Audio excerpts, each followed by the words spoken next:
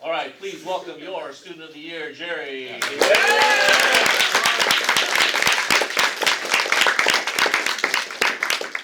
right, hi everyone. I'm Jerry. Okay, so this is my project is a 3D interactive model of my house, and specifically my main house, not my backyard house that one of you have been to. Because for context, my good classmate and friend Anna, my design class, she came to my house last year. We had to do a photo shoot for the narrative one design project. Anyways. Okay, so software I'm using Blender and Visual Studio Code. Don't worry, that's just a progress shot. So okay, inspiration. So I was like most of you guys, I scroll on Reels, whatever, and I came across this 3D interactive website, and I was like, whoa, cool, I should check it out. And it led me to this cool interactive 3D library. That's the link. You can take note of that in your head if you want to check that out later. And is Mr. Sayer here? Or is he not here? Okay, anyway, so so I had this idea back in August. I did not steal Nick's idea to build my house, because Mr. Sayer always jokes about me stealing Nick's idea. Okay, so why website? Because I believe all internet users deserve a good user interface and user experience. So that's called UI UX. And nobody deserves a bad one. And you might think, what's a bad one? This. So I saw there was this online competition of who could make the worst UI. Personally, my favorite is the air pumper one, where you have to constantly click on. Okay. So why 3D? Because I've always wanted to learn Blender. 3D modeling, never cleared out the time to do it, but Zenith, I found out, okay, it's the perfect time to learn it, so about 2 months of time, so perfect time to do that. So why my house? There's a story behind it, so like Freestyle, this is a new campus, so my parents remodeled the house I lived in, they redesigned it, so about the same time Freestyle did it. So there's a story behind that, and why my house, you might say, because you can't find it on Google Maps yet. So okay, so everyone, some of my friends who learn Blender, they start with the donut tutorial. So same here.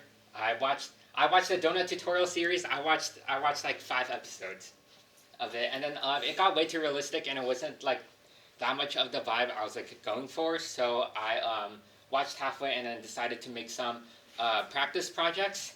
So so I made some practice before I actually started my real thing. So there's I tried to make an open wheel car. I think that's the best I got. And then airplane. And that's a chocolate milkshake. Okay, so, and then that, instead of asking my parents for a floor plan, I decided to eyeball it. So I made it in Adobe Illustrator. So I'm applying my Adobe skills I learned here. And then first floor, second floor, and then I put it into Blender. Then started modeling off the walls based on the floor plan, and then got rid of the floor plan because I didn't need it anymore. And that is added color. So on the right, that's grass color, and then it was green. I didn't make it green anymore. I went off that, and then I decided to start off the website part early. So coding, yay. So that's JavaScript, and you can actually, there's a library that supports implementing the model. I exported from Blender, so I decided what it looks there. It looks okay, so that's what I had so far. It's a very basic shape right there. And hold on, did I miss anything? Okay, yeah. So yeah, you can also code a 3D shape or a mesh one by one, but why would you really do that to yourself?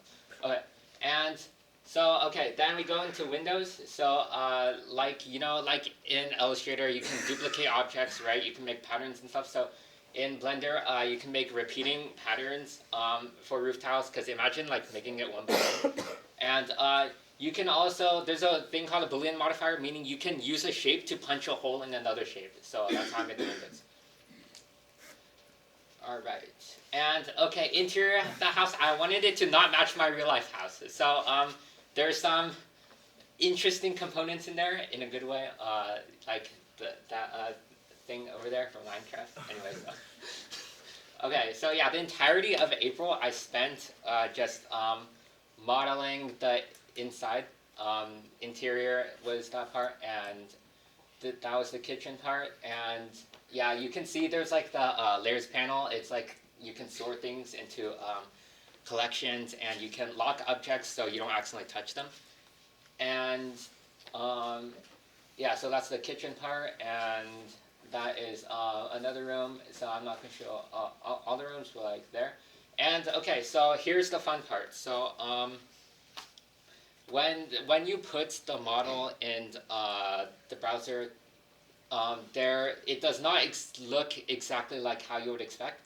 And the shadows, they have a built-in shadows feature, but it's like really bad. Like I don't want that rough, weird, scratchy texture.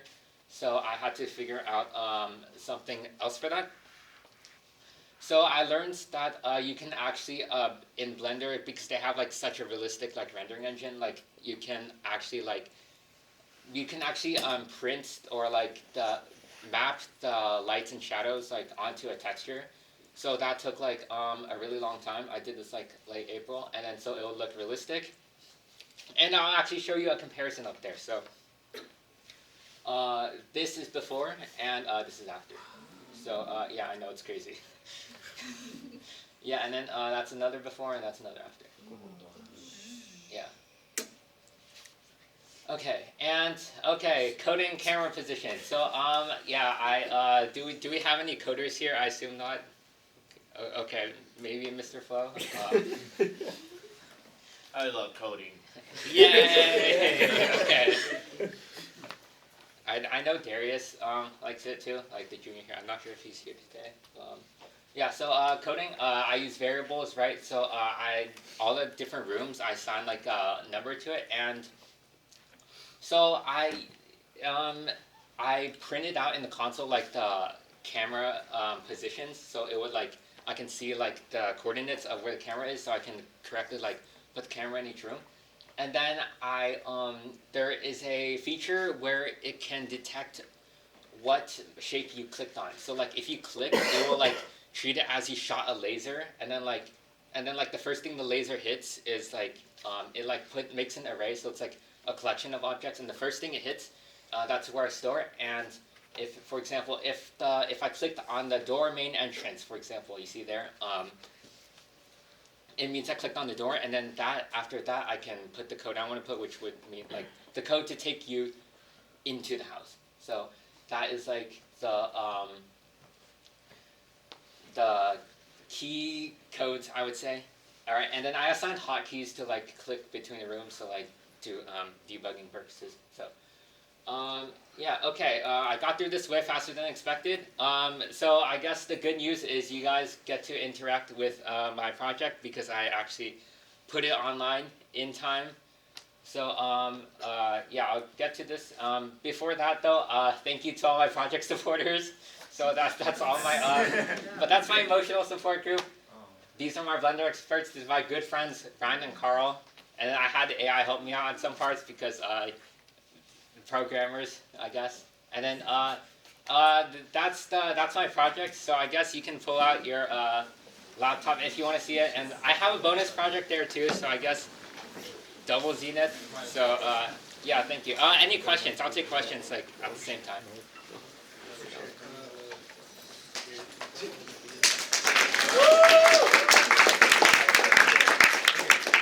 All right.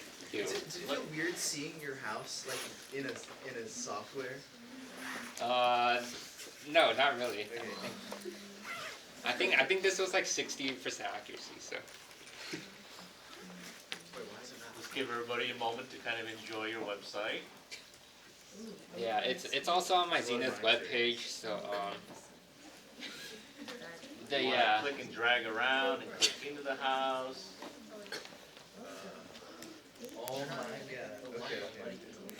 Oh, so let's go. yeah. If you had more time, do you think you would have It's your made it solar more accurate? car. Good question. If I had more time, honestly, I feel like I Oh would my have. God, I should have the done fan is like. actually spinning. I should have done it like one room instead, because like that way I can add more details. Because thanks, Karen. Because I feel like I would have been better off doing one room instead, because I would be able to add more details. Because doing a whole house, like it was nice and all, but like I had to rush everything. And Wait, what's this? and We call it adding out rocks, flash. Okay. URL there, /. Yeah, and also you can check out my normal freestyle website. There's something cool there. It's a bonus there.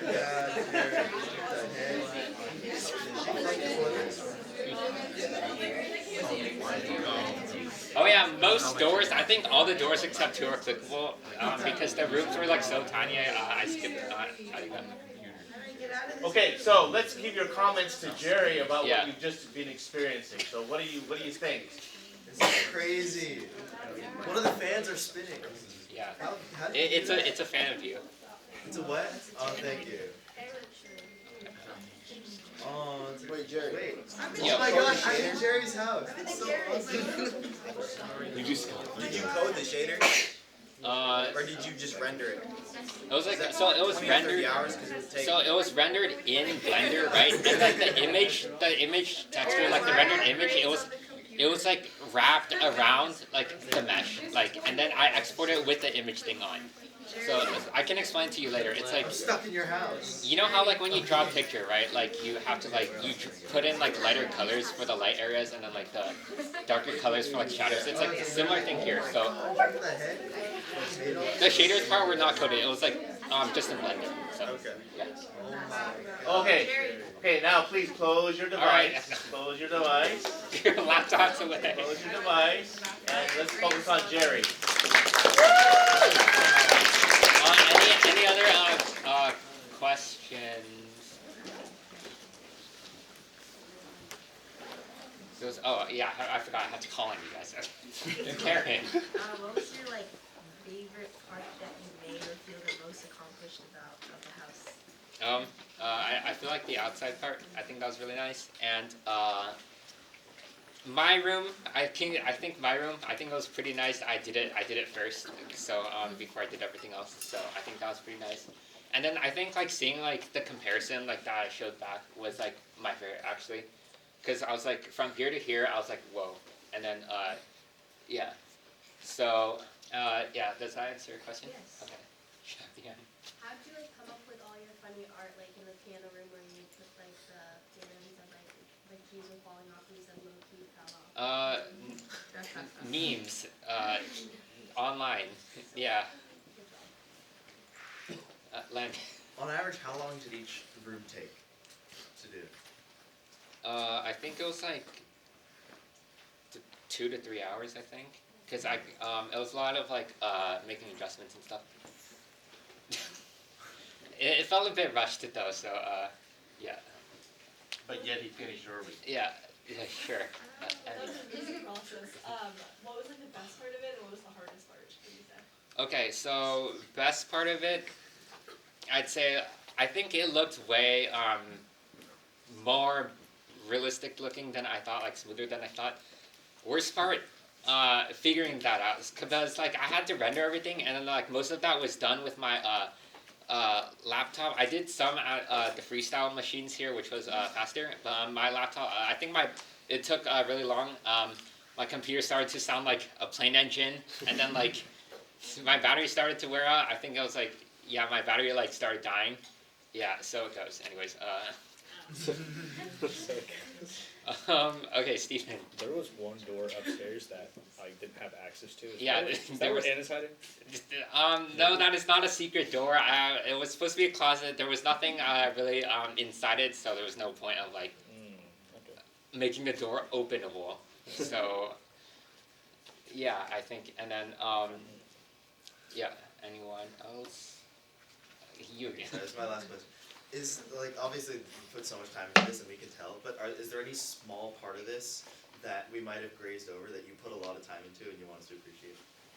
Small time, small parts. That I don't know. I don't think I put any very big Easter eggs. I would say it's just things on the computer screen, the TV screen, and the walls. I think that's the cool part. And then I think the room. I think that one's my parents' room. It shows the process and kind of the story behind it. So I think that's the lore and yeah. Sorry, on the before and after, with those images, could you explain a little bit more about what exactly the process was for that and what effect or like? All right, yeah, I that got is? you. Okay, so, all right, I didn't put that on my slides, but I can explain it. So, so in when rendering this thing, right? So first thing, you know, like how when you unfold a cube, right? It's like imagine like a shape that's like unfolded, right? And then it's like a flat thing. So same concept applies here. So like think about like all the like every single part of the house unfolded, put onto like a map, and then the software like prints all the colors onto that map, including the light realistically and the shadows, and then that map will then wrap around the mesh, so like the walls and everything like perfectly. So then it treats it as it looks like there are like shadows, and then so it's like static shadows. So if I were to like animate it, the shadows would not move. So that process is called baking. So like it's basically you print the colors and everything onto the map, and that way the browser does not have to calculate the shadows. So it's way more cleaner. You don't see stuff like that. So like the errors, it's hard to see with the light on, but you don't see any rough like errors. And then also like if we go back, if you look at the garage, you can see the shadow got cut off. So it's not very accurate and everything. So that's why I stuck to this process. I did not know this process actually existed. So like I had to like research, follow YouTube tutorials and everything like that.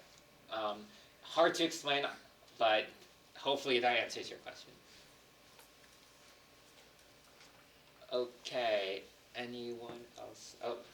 When did you like start your project? March 20th, 4 p.m.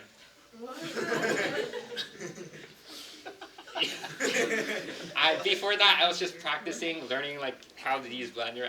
And then another problem I faced was I did not know isolation mode exists. So like soloing an object. So whenever I wanted to edit something like a table, I like physically dragged it out of the house and edited it before realizing like I could like just like click the forward slash button. Boom! You can only see the object. So much easier.